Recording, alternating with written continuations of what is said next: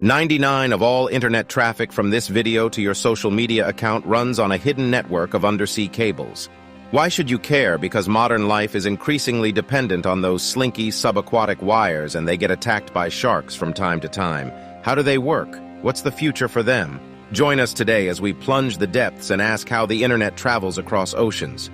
According to the authoritative Submarine Cable Map website, there are currently 493 active or actively under construction subsea internet cables crisscrossing the globe.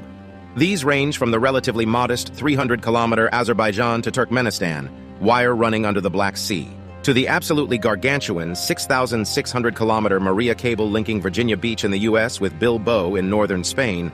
Maria weighs the same as 24 blue whales.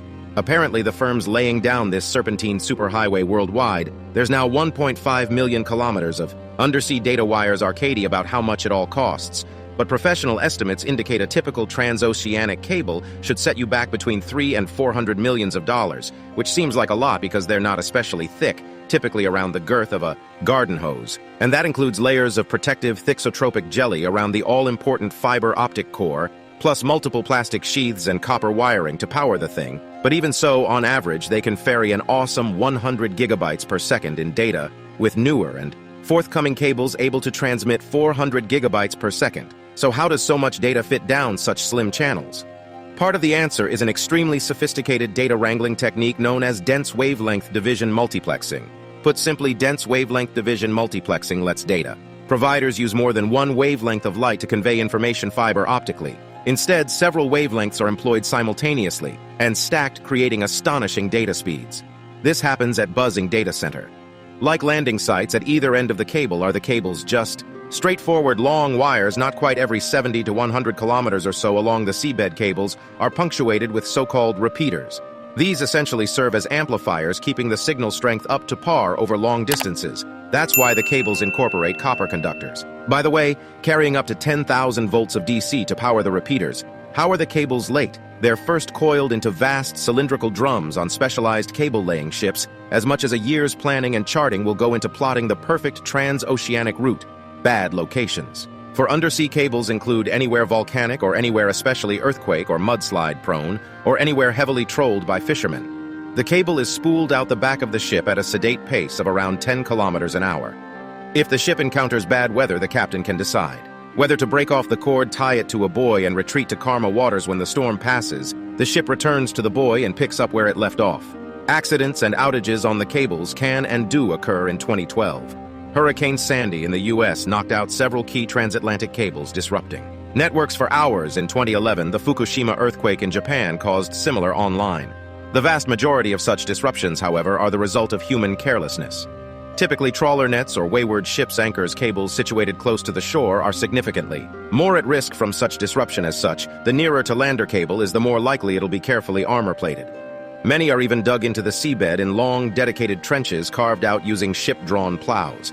Awesomely, sharks have been spotted nibbling on one of Google's subsea cables. Get your teeth into this 2014 clip. More sinister even than that, the U.S. government has consistently warned of interference in the cables from hostile foreign powers like Russia or China.